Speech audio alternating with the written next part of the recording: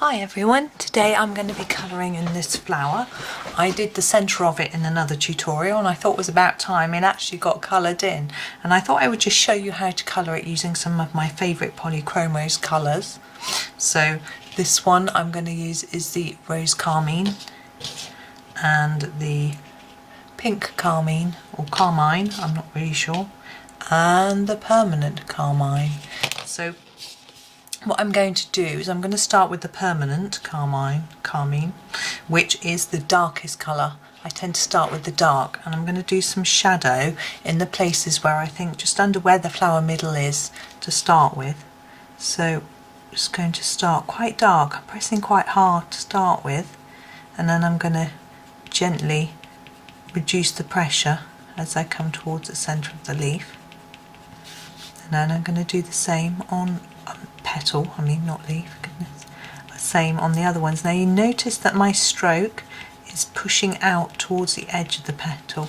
Now I think this is a more natural direction for a petal. If you look at some flowers, they have a little line on the petal which goes along the length of it. So I feel like if we colour in that direction, it looks a little bit more realistic. And also there's lines drawn on these. This is a postcard from World of Flowers by Johanna Basford, and she's drawn lines on here already indicating the sort of direction that perhaps we might want to colour in to make it look a little bit more natural. So here we go, all the way around this very pretty flower. She draws really lovely flowers, and then this one as well. Now what you could do with this one is you could also put dark at the very end of each petal, and if you did it across every one it would make it look like they were curling, but I'm not going to do it that way for this particular flower. I'm going to fade it down towards the end. You'll see what I mean. Sorry, I'm covering it up with my hand, aren't I? See what you mean, you'll see what I mean as I move on through. So it doesn't take too long to do this. Now with the Polychromos, I tend to need quite a bit of layering up. So you might find that once you've done that initial layer and carried on with the rest of the colours, you might want to go back over it again. So this is the Pink Carmine, which is the next colour up in the sort of series of these three colours. It's the next one, the next sort of lightest one. And I'm going to go quite far down. As you can see towards the tip, I've really reduced the pressure so it's quite faint. And here again, you see I'm not going all the way over the top of the pencil that I've done already. I'm just starting part the way down where I started to fade it off a little bit, and towards the end and do the same on each one. I realise my hand is shadowing and the light isn't very good in here today. I put the main light on, I think it might have been a mistake. I hope you can just about see what I'm doing. But it's hard to see from the film, but I'm pushing a much harder towards the centre and then lessening my pressure as I go towards the end. So getting a sort of gradiated colour. Now you could do this with just one pencil. You could choose one colour. You could start quite hard in the middle and then reduce the pressure towards the edge. But I like to do a combination of different colours. I think it looks a little better, and also I get to use more of my lovely selection of colour pencils. A few of those are a little bit messy, but we're going to move on so you know what to do next. This is the Rose Carmine, this is the lightest one. It's a really pretty pink colour. And again, I'm going to start part the way over what I did already and come gently towards the end. I'm going to move through from one to the other.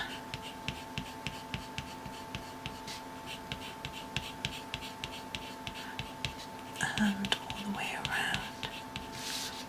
Now, where there's lines drawn on the ends of these petals, you can see it quite clearly on these.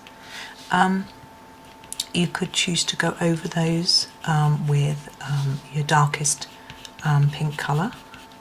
You could choose to go over it in a white gel pen or Posca pen, or you can just leave them black. It's up to you. There are different things that you can do. I'm just going to leave this just to keep this fairly straightforward for you. I've made a few errors on this one. I'm just covering them over with this pencil. And there's the last one. Now, as I said, with Polychromos, it's usually quite good to go back over and emphasise all of those colours. So I'm going to think that particularly important with the darkest ones. I'm going to go back in with the permanent Carmine colour into this centre area, and I'm going to push a bit harder. Now, you need to be a bit careful while you're pushing. I mean, this is a postcard actually from World of Flowers, so it can take quite a bit of pressure. It's not going to spoil the other side either, because there's nothing on the back that I'm worried about. When you're in your book, you don't want to press down really, really hard, make indentations into the paper. It might spoil whatever you've got going on behind, and it might also push so much colour into the page that you can't then go back and add any more layers. Now, I like to start off quite gently to start with, and then if I don't like what I've done, I can go back over it with something else or blend it in with something else so that it doesn't really show up so much. So it's worth just taking a little bit of time, especially perhaps say I'm doing a series of petals like this. You might just do the first one and sort of experiment with that, and when you're happy then you can go in with the others and sort of do them a little bit harder or a little bit more sort of permanent, I suppose, because you're more confident that what you've decided to do will work. And there we go. Now I'm happy with that. It's quite hard to see, but it is darker under here. Now, if you wanted to look really, really 3D, you could go around the edge of all these little pieces around here with a completely different colour to make it look like shadow. Now, what I like using for shadow, I'll just show you, is the dark sepia. Now this is a slightly browny grey colour, which I think looks more natural than just a grey. So when we're doing sort of floral foliage, anything like that, I think it's more naturey colour. So I'm actually going to do this now. I've popped it out to show you. So what I do is I go over the top of the line that's there, the black printed line, and then just try and draw a little bit of colour out from there to create a shadowy effect.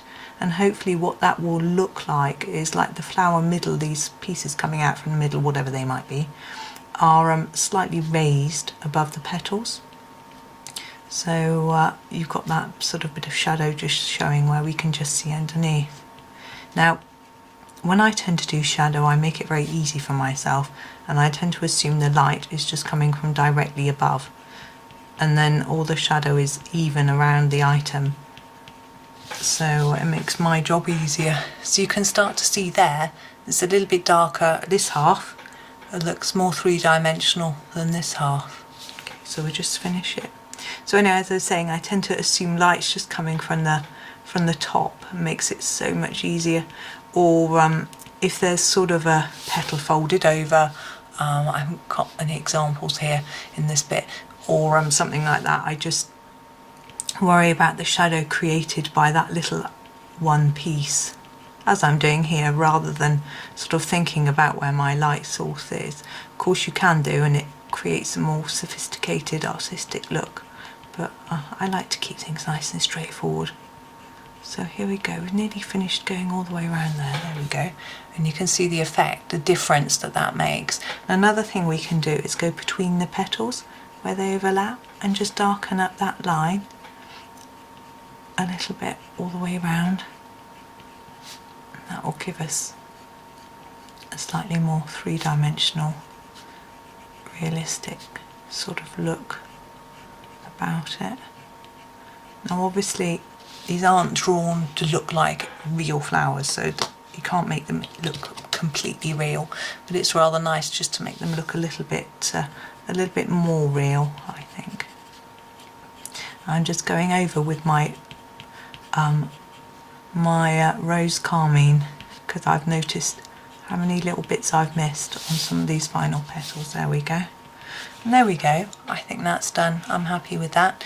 And I hope that's given you some fun tips. Thank you for watching. Now I'm always reminded by my YouTubing children to please say that if you like the video, please like it so I know I can make more like this to keep people happy. And also please subscribe to the channel if you want to know when I've got a new video out, because you will get a notification, especially if you hit the bell. Thank you very much.